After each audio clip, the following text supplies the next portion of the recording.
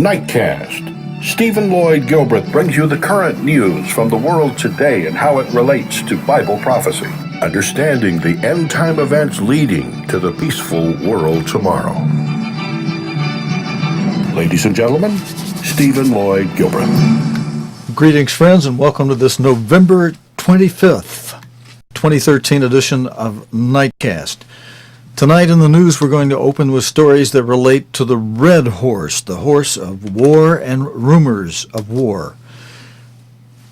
And first in the news, Iran. We've got a lot of stories tonight. Iran has agreed to curb some of the nuclear activities for 6 months as part of a landmark nuclear deal reached on Sunday.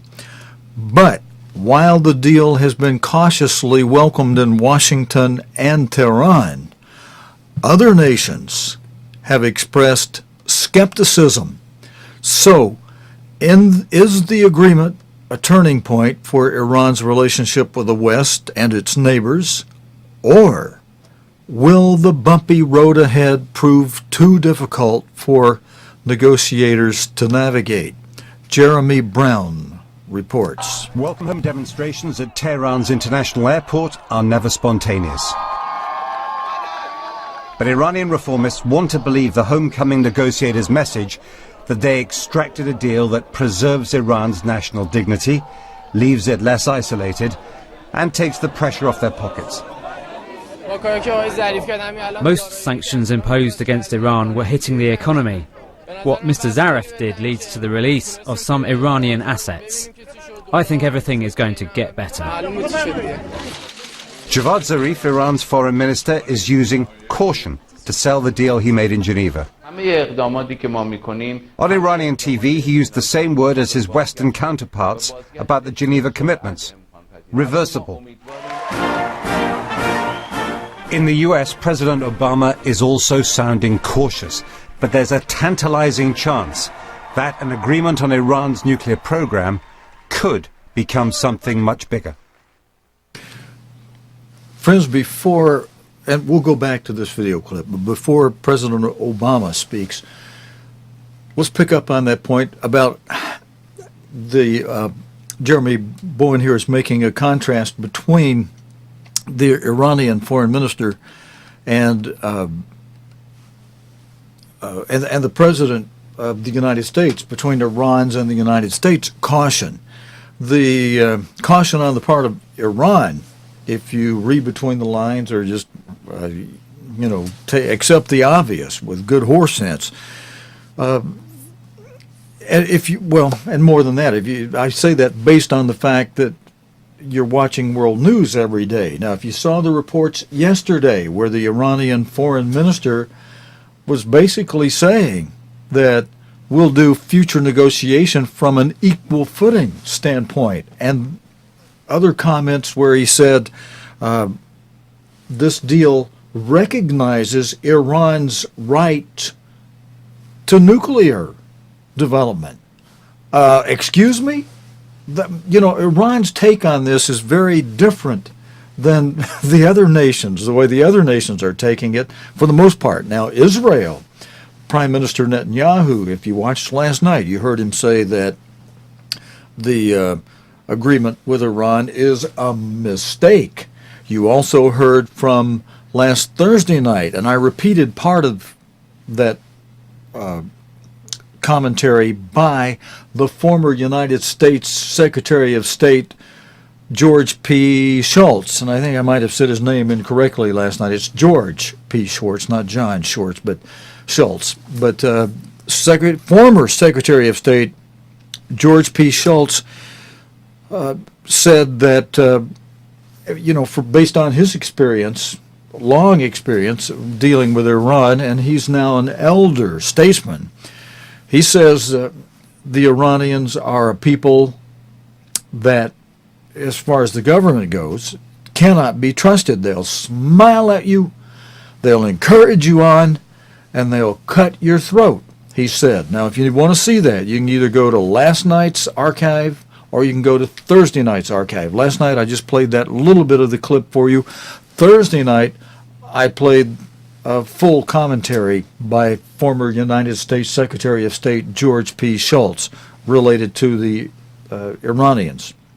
But he summed it up with this point. They'll smile at you, they'll encourage you on, and then they'll cut your throat. And so, and the caution on the part of Iran is because what's being asked of them by the West and expected of them is that they dismantle, they give up the nuclear development rights, and then they get their sanction money, their money that was held up in sanctions, they get it. And it's something between $6 and $7 billion is going to be released to them in the first go-round, and then there's more, much more to be released to them later. And once they get the $6 or $7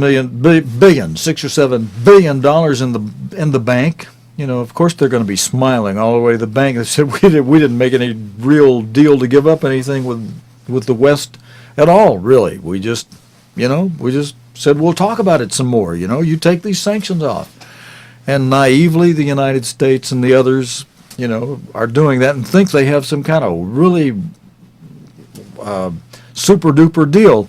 Again, the Prime Minister of Israel, Netanyahu, says it's a mistake.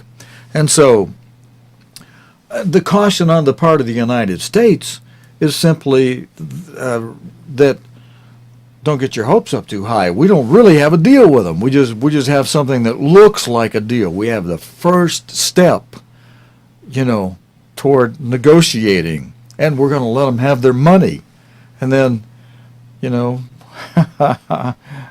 watch them laugh. Why am I laughing? It's sad. It's ironic. It's almost humorous. It's nothing. It's like when the British Prime Minister before World War II, Arthur Neville Chamberlain, went to Germany and sat down with Hitler, and then comes back and tells England, "Hey, we got to deal with this Hitler guy. Peace. He's not going to. England doesn't have to worry." And then the planes fly over and the bombs start to drop on London. Yeah, you can really trust some people and their word. And that's, if you look at what the former Secretary of State Shultz is telling us, that's the situation we have here. People that cannot be trusted. They'll smile at you. They're like the Proverbs talks about a true friend is one. The wounds of a friend are, they're good. I wish I could find the verse real quickly. Some of you know this. The wounds of a friend are, they're trustworthy. They're good. They're for your good. But the smiles of an enemy, watch out, because as soon as your back is turned, or as Schultz put it, they'll cut your throat. All right, let's go back to this report with Jeremy Bowen, and President Obama is on stage, and as Jeremy Bowen put it, he's speaking about this deal with great caution, and for good reason, because it's not a deal. It's not a hammered down deal. Listen. If Iran seizes this opportunity and chooses to join the global community, I'm going to put him on full in a moment, but friends, notice his opening comment is the biggest little two-letter word in the English language. If Iran chooses to seize this. This is supposedly after a deal has been made. Friends, we're in trouble. We've got a leadership that banks on nothingness. Here's the rest of. I'm gonna let him have his full say. Here's the rest of what President Obama had to say today about the Iran deal. then we can begin to chip away at the mistrust that's existed for many, many years between our two nations. The Americans have an uphill job selling the Geneva deal to their allies in the Middle East. On the other side of the Gulf, Saudi Arabia believes Iran is misleading America and its Western allies. The Saudis and the Iranians are in their own Cold War. In Syria, the Saudis back the rebels and Iran backs the regime. Israel has said it's not bound by the deal. It could try to block any permanent agreement with Iran that doesn't dismantle Iran's nuclear facilities. The final aim of the diplomatic process cannot be only to prevent Iran from producing nuclear weapons, but to prevent Iran the capability of producing nuclear weapons. It sounds similar, but it's totally different. For the British government, this is an opportunity for all the West's allies to end a smouldering crisis that seemed to be heading for war. We have to be very clear that these are compelling arguments for the agreement. Of course, we would discourage anybody in the world, including Israel, from taking any steps that would undermine this agreement. And Now, we'll let Mr. Haig finish in just a moment, but I just wanted to make a comment here, and I wanted you to get this point, that he's addressing Israel. He cautioning Israel about interfering with this deal. Israel's the only one who really got any sense about this whole thing. You know, you don't let your enemy go ahead and make his bomb secretly somewhere and then use it against you and then say, oh, we made a mistake. Too late. You know, but Israel is going to be backed into a corner over this. I used to have a great deal of respect for William Hague. I used to think, wow, that man, wow, he speaks forcefully and he speaks wisely. But you know, one thing that's going to come out of this in favor of the great God, it relates to the very reason, as God revealed and explained to us through Mr. Herbert Armstrong, his apostle for the latter days, through whom God told us that he is allowing man 6,000 years to write the lesson in human history that man cannot govern himself. Man will wind up annihilating all mankind if Jesus Christ did not step in to intervene, as thankfully God promises Christ will do in Matthew 24, and I left my big print Bible in the car after driving somewhere where I was using it, but I can find it in this Dake's Annotated Reference Bible. It's just got a lot of extra stuff. I have to kind of weed through it around, but if you want to turn there with me, it's in Matthew 24, and it's right around verse, I believe it's 32. If I had the other Bible, I have it marked and make it jump off the pages at me now, but I believe it's about verse 32. We'll see, where it says that, no, that's not the one I'm looking. Let me see, I'm in the wrong chapter. I'm in chapter 25. All right, we'll get back to the news in just a moment, but this is an important point to be aware of. Matthew 24, and no, I wasn't looking for 32. Let me back up just a little bit to about, maybe it's verse 22 I'm looking for. Yeah, verse 22 of Matthew 24. But let's back up to verse 21. For then shall be great tribulation, such as was not since the beginning of the world to this time, no, nor ever shall be. There's a time coming, the fifth seal, great tribulation, that will be so terrible, so bad, nothing before it has ever been as bad, and thankfully nothing after it again will ever be so bad. A time of trouble like never before. And verse 22, during that great time of trouble, except those days should be shortened, there should no flesh be saved alive, but for the elect's sake those days shall be shortened. And what will happen is Jesus Christ will return, intervene, and stop mankind from annihilating himself for the elect's sake. And hopefully those of you watching, many of you will be a part of that elect who are, as we're encouraged elsewhere in the Bible, to be accounted worthy to escape that great tribulation. All right, let's go on and let Mr. Hague, who, as I said, I used to really respect, but the way he is siding up with this group that thinks they can make a deal with these people that the former United States Secretary of State George P. Shultz says they will smile at you, encourage you on, and then cut your throat. Mr. Haig, I am surprised that you want to join the camp that doesn't see who you're dealing with. But here's the rest of Mr. Haig's comment. He's going to help write the lesson in history that God is allowing man to write through 6,000 years of man attempting to govern himself, that says, without God, you cannot do it. Okay, here's the rest of Mr. Haig's comments. We'll make that very clear to all concerned. It took long hours in closed rooms in Geneva to get this preliminary agreement. Only when they come to a permanent deal will it be time to talk about a moment of history. Jeremy Bowen, BBC News. Okay, well, the whole thing was about finished, so I interrupted Mr. Hagan just before he finished. But you know, friends, some things are so ironic that people do. I mean, we don't listen to.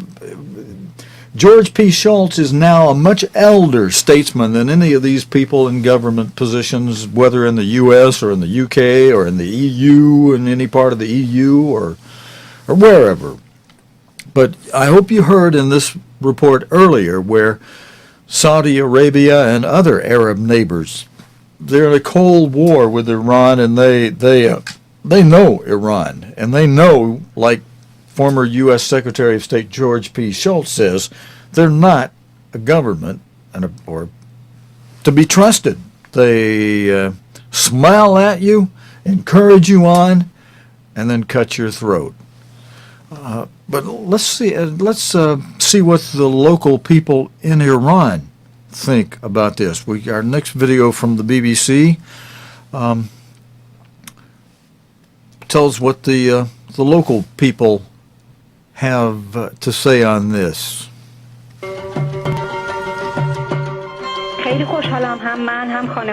Me and my family and everyone else I know are really happy about this deal. This is the first step into finding out what happens. The sanctions that are currently being imposed on oil and gold have really halted the economy.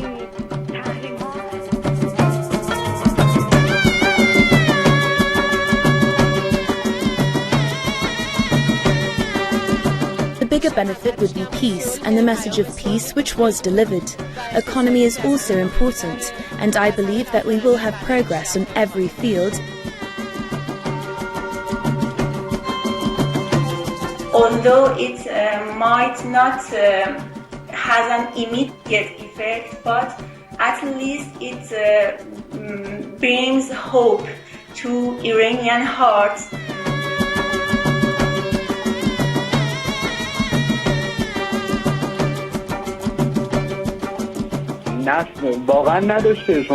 This deal has no benefit for us now. It could have been easily made 10 years ago. The economic impact of the sanctions has ruined 3 generations of us.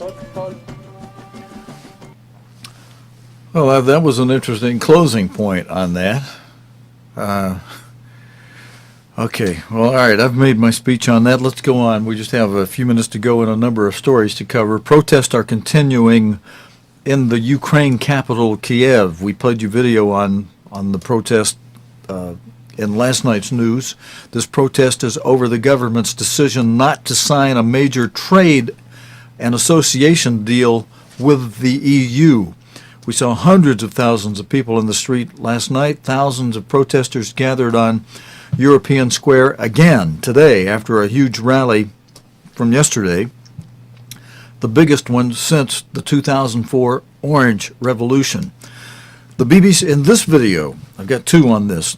In this one, the BBC's David Stern in Kiev says there are fewer people on the streets today, Monday, but the emotions are still running high. Emotions are still running very high.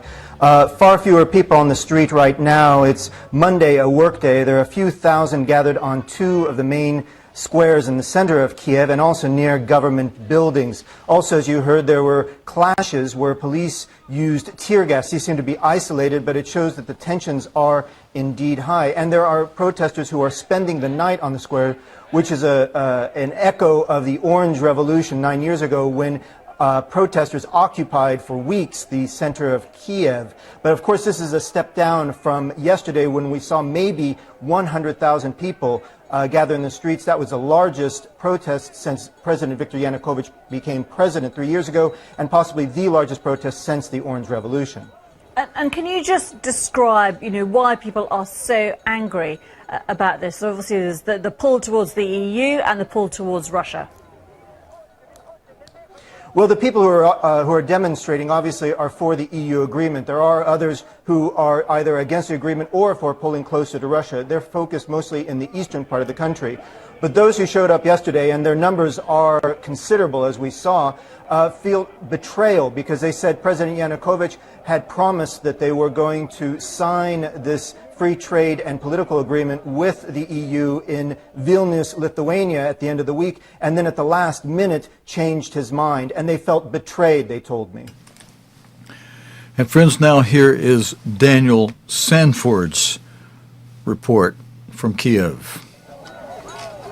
Once again, the anger in the Ukrainian capital Kiev spilled over into scuffles and minor violence. The protesters here feel they're fighting for the future of the country, a European future, not a Russian one. They've been shocked into action by their government's decision to postpone an agreement to build closer ties with the European Union. We came onto the streets to show them that we are not afraid. And if they don't sign it, it will be a catastrophe for this government. It won't be a catastrophe for Ukraine, because eventually it will get signed anyway, by this president or the next president. We'll get what we want. The country is divided on whether Ukraine's future should be with the European Union or Russia. But those who favour Europe, like the heavyweight boxing champion turned politician Vitaly Klitschko, are certainly the most vocal at the moment. Yesterday's much bigger rally also ended in clashes between protesters and the police. At one point, the crowd swelled to 100,000, and in scenes reminiscent of the Orange Revolution 9 years ago, the demonstrators started setting up permanent encampments in the city centre, an attempt to secure a foothold for much bigger protests in the days ahead. But no one knows whether the people of Ukraine have the desire or the energy to rise up again. Daniel Sanford, BBC News, Moscow. Friends, the United States has absolutely, utterly lost any ability to influence things going on in Libya and in the streets of Benghazi.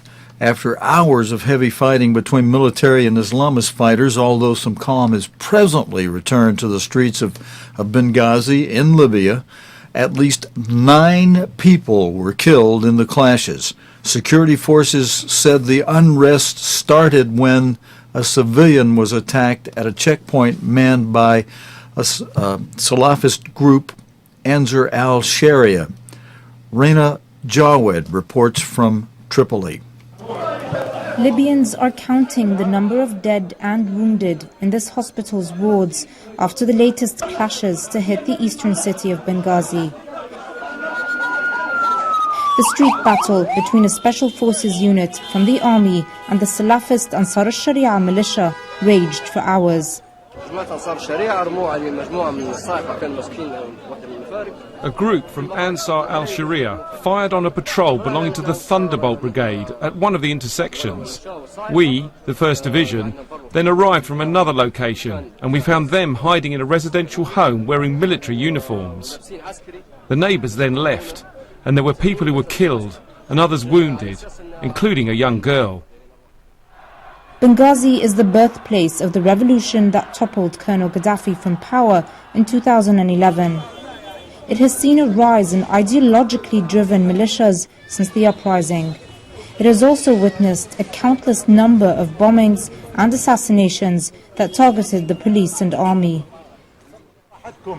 Though no one ever claims responsibility for these acts, groups like Ansar al-Sharia or the partisans of Islamic law are often accused by residents of Benghazi of being behind the violence.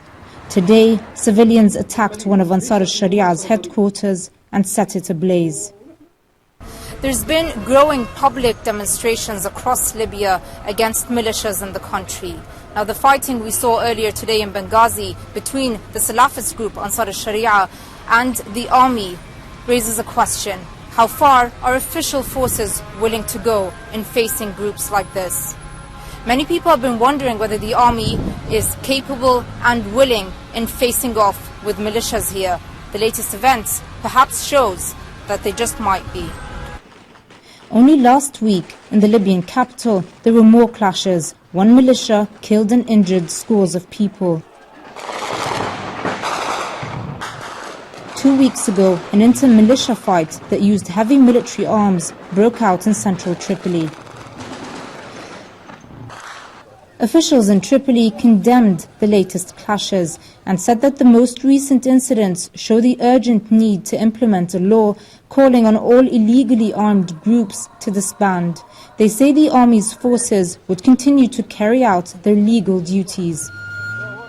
The fighting in Benghazi is seen as one of the most serious confrontations between official forces and militias to date. Rana Jawad, BBC News, Tripoli.